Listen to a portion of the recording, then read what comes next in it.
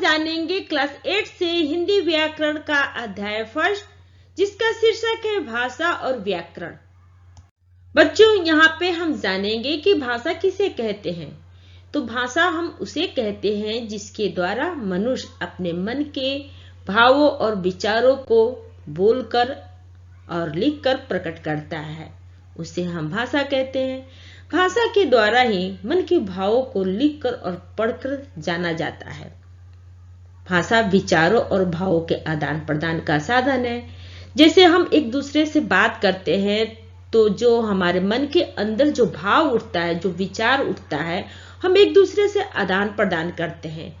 उस आदान प्रदान की क्रिया को हम भाषा कहते हैं। बच्चों, भाषा शब्द भाष्य धातु से बना है, जिसका अर्थ है भाषण या बोलना। मनुष्य अपने मन के भावों को भाषा के माध्यम से अभिव्यक्त करता है। वो मन की बात बोलकर बताता है, वो मन की बातों को लिखकर भी प्रकट करता है। मनुष्य संकेतों के द्वारा भी अपने मन के विचार प्रकट करता है। मतलब संकेत मतलब इशारों के द्वारा भी मनुष्य अपने मन के विचार प्रकट करता है। संकेतों के द्वारा विचारों को एक सीमा तक ही अभिव्यक्त किया जा सकता है। वो मन की प्रसन्नता को मुस्कुराकर, हंसकर और ठहाके लगाकर प्रकट कर सकता है। वो अपने दुखों अथवा कष्टों को मुख के मतलब चेहरे के हाव भाव से दिखाकर प्रकट कर सकता है, परंतु वो प्रसन्नता अथवा दुख के कारण को संकेतों के द्वारा नहीं बता सकता। इसलिए इसके लिए भाषा ही एकमात्र साधन है। अब हम यहाँ पे जानेंगे कि भाषा के कितने रूप होते हैं। तो संसार के समस्त भाषाओं में भाषा के 2 रूप होते हैं। पहला है मौखिक भाषा, सेकंड है लिखित भाषा। अब जानेंगे कि मौखिक भाषा किसे कहते हैं। तो मुख से बोली जाने वाली भाषा मौखिक भाषा कहलाती है। जैसे हम किसी से बात करते हैं, अपने मुंह के द्वारा ही बात करते हैं, तो वो मौखिक भाषा कहलाती है। इसे कथित और उच्चारित भाषा भी कहते हैं। और लिखित भाषा किसे कहते हैं। तो लिखित भाषा का लिखा हुआ रूप लिखित भाषा कहलाता है।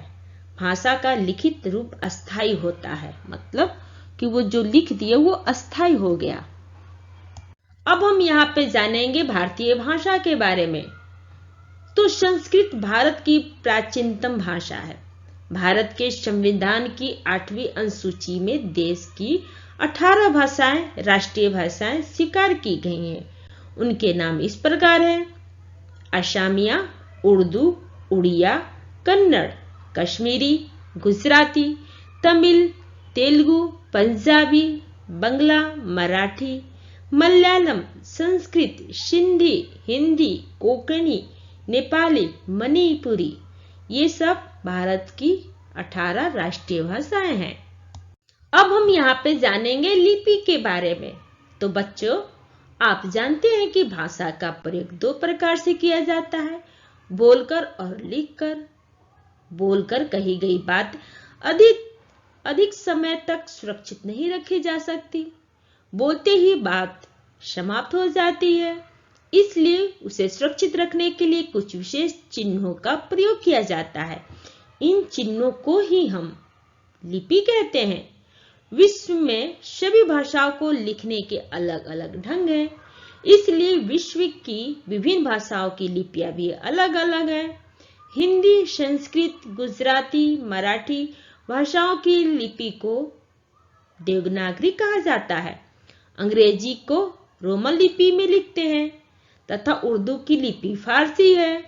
पंजाबी भाषा की लिपि गुरुमुखी है। अब हम यहाँ पे जानेंगे देवनागरी लिपि की विशेषताएं। इस लिपि में हर प्रकार की ध्वनि को प्रकट करने की शक्ति है।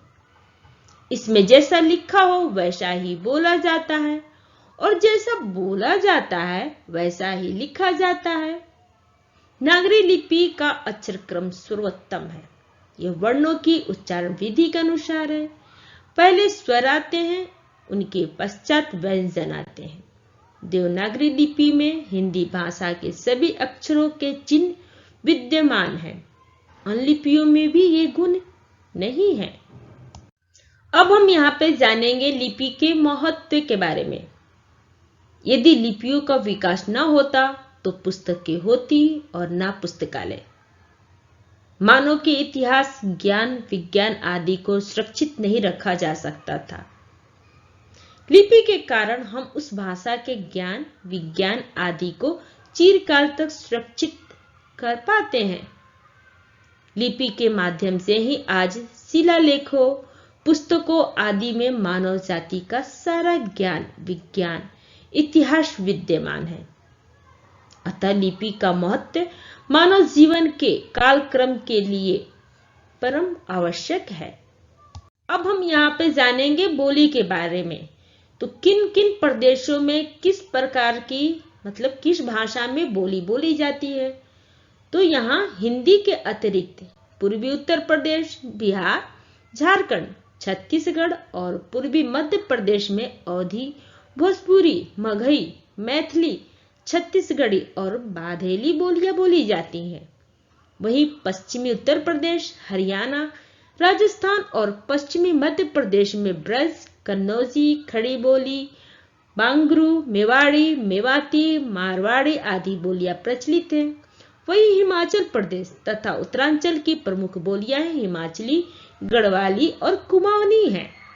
अब जानेंगे हिंदी की बोलियां के बारे में। तो हिंदी की बोलियां पश्चिम की तरफ बोली जाती हैं। खड़ी बोली, ब्रजभाषा, हरियाणवी यानी बांगरू, बुंदेली, और पूर्वी की तरफ बोली जाती अवधी, बघेली, छत्तीसगढ़ी, मालवी।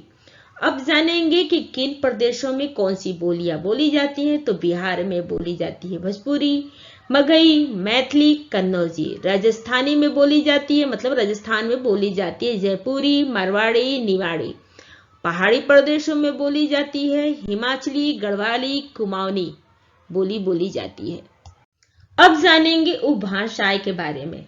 जब बोली का क्षेत्र बढ़ जाता है और उसमें साहित्य रचना होने लगती है तो बोली उपभाषा बन जाती है। जैसे ब्रज और अवधी बोलियां अब उपभाषाएं बन चुकी हैं। अब जानेंगे हम हिंदी के विकास क्रम के बारे में। तो हिंदी का विकास पहले वैदिक संस्कृति, फिर लौकिक संस्कृति में, फिर पाली संस्कृति, फिर प्राकृत, अपभ्रंश। अभी वर्तमान में खड़ी बोली ही बोली जाती है जो प्रचलित हिंदी है। अब हम जानेंगे व्याकरण के प्रमुख अंग के बारे में। तो व्याकरण के प्रमुख अंग 4 हैं। पहला है कर्ण विचार, सेकेंड है शब्द विचार, थर्ड है वाक्य विचार, 4 है पद विचार। अब हम जानेंगे व्याकरण के महत्व के बारे में। तो व्याकरण के द्वारा भाषा का विश्लेषण किया जाता है, इसलिए यह भाषा का विज्ञान है। जिस प्रकार मन का विश्लेषण मनोविज्ञान है, उसी प्रकार वचन या वाणी का अध्ययन भाषा का विज्ञान है। भारतीय मनुष्यों ने व्याकरण को सर्वाधिक महत्वपूर्ण स्वीकार किया है। आचार्य पतंजलि ने कहा है कि वेद के 6 अंगों में व्याकरण ही मुख्य है। अगर आपको मेरा ये वीडियो अच्छा लगा हो तो लाइक करें, या फिर कोई डाउट हो तो आप हमें कमेंट बॉक्स में लिख कर बताएं। अगर आप पहली बार मेरे चैनल पे आए हैं तो सब्सक्राइब करें और बेल आइकन को प्रेस करें, जिससे आपको मेरे नए वीडियो का नोटिफिकेशन सबसे पहले मिले। थैंक यू बच्चों, फिर मिलते हैं अगले वीडियो में।